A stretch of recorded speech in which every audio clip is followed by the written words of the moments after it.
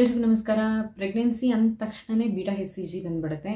ಕಿಟ್ಟಿಂದನೇ start ಆಗುತ್ತೆ. Pregnancy ಕಿಟ್ಟಲ್ಲೂ ಕೂಡ beta HCGನ check ಮಾಡ್ತಾರೆ. ಕನ್ಫರ್ಮೇಷನಿಗೆ ಕಿಟ್ಟಲ್ಲಿ ಚೆಕ್ ಮಾಡಿದ ಮೇಲೂ ಕನ್ಫರ್ಮೇಷನಿಗೆ ಬೀಟಾ HCG ಬ್ಲಡ್ ಟೆಸ್ಟ್ನ ಮಾಡಿಸ್ತಾರೆ. ಸೊ ಡಾಕ್ಟ್ರ್ ಹತ್ರ ಹೋಗಾದ್ಮೇಲೂ ಡಿಪೆಂಡಿಂಗ್ ಆನ್ ದೀಸ್ 2 ಟೆಸ್ಟ್ ಅಂದರೆ ಬ್ಲಡ್ ಟೆಸ್ಟ್ ಆಮೇಲೆ ಯೂರಿನ್ ಟೆಸ್ಟನ್ನು ನೋಡಿಕೊಂಡು ಕನ್ಫರ್ಮ್ ಮಾಡ್ತಾರೆ.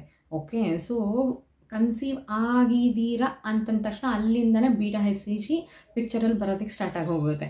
ಓಕೆ, ಸೊ ಯಾಕೆ ಬೀಟಾ HCGನ ಅಷ್ಟೊಂದು important, why it is so important in pregnancy ಅಂತ, ಪ್ರೆಗ್ನೆನ್ಸಿಗೂ ಆ್ಯಂಡ್ ಬೀಟಾ HCGಗೂ ಏನು ಸಂಬಂಧ, ಹೇಗೆ ಡಿಪೆಂಡ್ ಆಗುತ್ತೆ healthy pregnancy and beta HCG ಹೇಗೆ ಏನು ಸಂಬಂಧ, ಹೇಗೆ ಡಿಪೆಂಡ್ ಆಗುತ್ತೆ ಒಂದ್ರ ಮೇಲೆ ಒಂದು ಅನ್ನೋದೇ ಇವತ್ತಿನ ವಿಡಿಯೋ. ಓಕೆ, ಮತ್ತೆ ತಡ ನೋಡೋಣ ಬನ್ನಿ.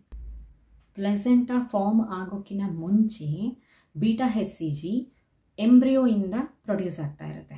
ಇನಿಷಿಯಲಿ ಸ್ವಲ್ಪ ಬೀಟಾ HCG ಎಂಬ್ರಿಯೋಯಿಂದ ಪ್ರೊಡ್ಯೂಸ್ ಆಗ್ತಾ ಇರುತ್ತೆ. ಈ ಬೀಟಾ HCG ಏನು ಮಾಡುತ್ತೆ ಅಂತಂತಂದರೆ ಪ್ರೊಜೆಸ್ಟ್ರಾನ್ ಪ್ರೊಡಕ್ಷನನ್ನು ಮೇಂಟೈನ್ ಮಾಡುತ್ತೆ. ಸೊ ಪ್ರೊಜೆಸ್ಟ್ರಾನ್ ಎಲ್ಲಿಂದ ಪ್ರೊಡಕ್ಷನ್ ಆಗ್ತಾ ಇರುತ್ತೆ? ಕಾರ್ಪಸ್ ಲೂಟಿಯಮಿಂದ. ಕಾರ್ಪಸ್ ಲೂಟಿಯಮ್ ಅಂದರೆ ಏನು? ಇದು ಫಾಲಿಕಲ್ ಒಳಗಡೆಗೆ ಎಗ್ ಇರುತ್ತೆ.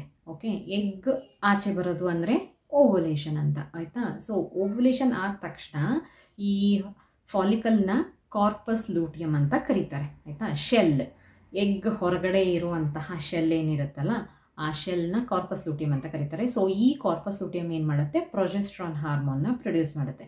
ಸೊ ಪ್ರೊಜೆಸ್ಟ್ರಾನ್ ಹಾರ್ಮೋನ್ ಕೂಡ ತುಂಬಾ ಮುಖ್ಯ ಕನ್ಸೀವ್ ಆಗೋದಕ್ಕೆ. ಕನ್ಸೀವ್ ಆದಮೇಲೆ ಡೆಲಿವರಿ ಆದಮೇಲೂ ಕೂಡ ಪ್ರೊಜೆಸ್ಟ್ರಾನ್ ತುಂಬ ಮುಖ್ಯ.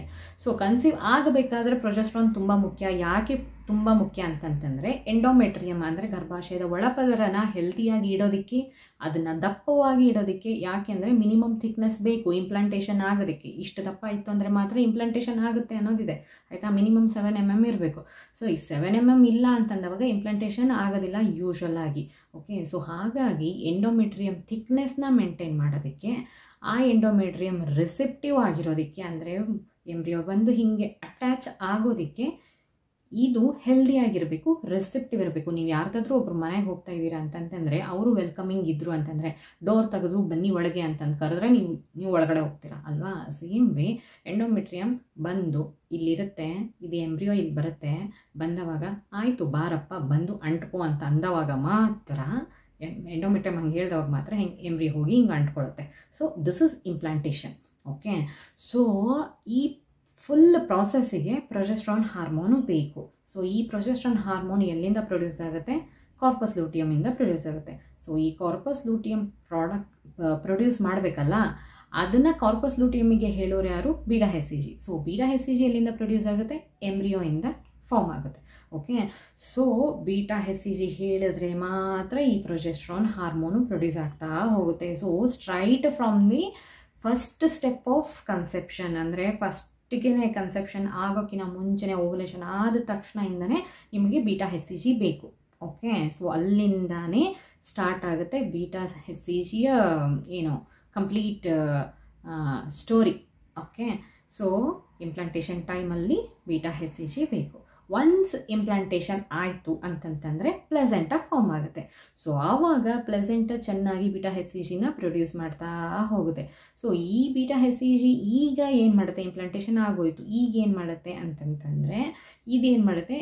Every 72 hours, 48 to 72 hours double ಆಗ್ತಾ ಹೋಗುತ್ತೆ. So it is a indication that ಮಗು ಚೆನ್ನಾಗಿ ಬೆಳೀತಾ ಇದೆ ಅಂತ. ಓಕೆ, ಇಲ್ಲಿ ಇಷ್ಟಿದ್ದು ಇಷ್ಟಾಗಿದೆ ಅಂತಂದರೆ ಮಗುನೂ ಇಲ್ಲಿದ್ದು ಇಲ್ಲಿಗೆ ಬಂದಿದೆ ಅಂತ.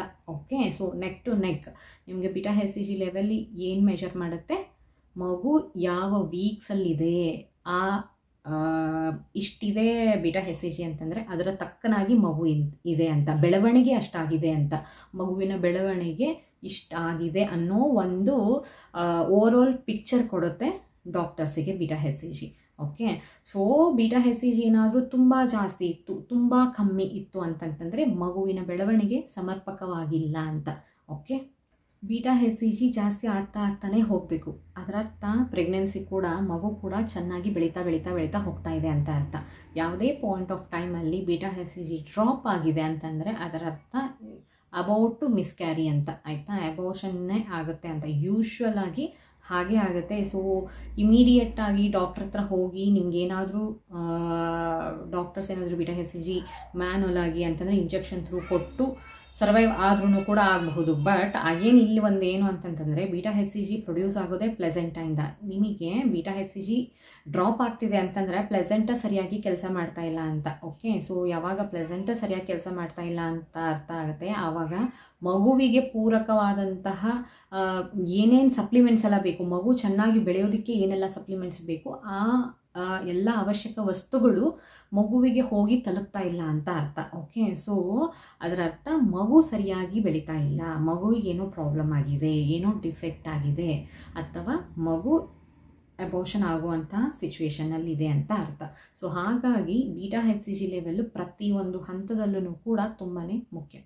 ಸೊ ಬೀಟಾ HCGಗೂ ಪ್ರೆಗ್ನೆನ್ಸಿಗೂ ತುಂಬ ಅಣ್ಣ ತಮ್ಮ ಸಂಬಂಧ. Okay, so hand in hand ಹೋಗ್ತಾ ಇರುತ್ತೆ ಬೀಟಾ HCG. ಸೊ ಹೀಗಾಗಿ ಬೀಟಾ HCG ತುಂಬಾ ಮುಖ್ಯ ಪ್ರೆಗ್ನೆನ್ಸಿನಲ್ಲಿ. ಓಕೆ, ಬೀಟಾ HCG ಬಗ್ಗೆ ಮತ್ತೇನಾದರೂ ಡೌಟ್ಸ್ ಇತ್ತು ಅಂತಂದರೆ ಕಮೆಂಟ್ ಬಾಕ್ಸಲ್ಲಿ ತಿಳಿಸಿ, ಖಂಡಿತವಾಗ್ಲೂ ಉತ್ತರ ಕೊಡೋದಕ್ಕೆ ಟ್ರೈ ಮಾಡ್ತೀನಿ. ಆ್ಯಂಡ್ ಈ ವಿಡಿಯೋ ನಿಮಗೆ ಇನ್ಫಾರ್ಮೇಟಿವ್ ಅಂತ ಅನ್ನಿಸ್ತು ಅಂದರೆ ಲೈಕ್ ಮಾಡಿ, ಕಮೆಂಟ್ ಮಾಡಿ ಆ್ಯಂಡ್ ಶೇರ್ ಮಾಡಿ, ಆ್ಯಂಡ್ ನನ್ನ ಚಾನಲ್ನ ಸಬ್ಸ್ಕ್ರೈಬ್ ಕೂಡ ಮಾಡಿ. ಧನ್ಯವಾದ.